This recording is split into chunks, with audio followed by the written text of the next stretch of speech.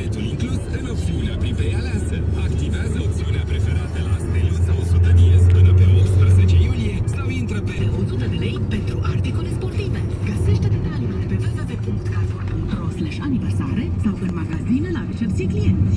Doar pe 6 și 7 iulie ai mici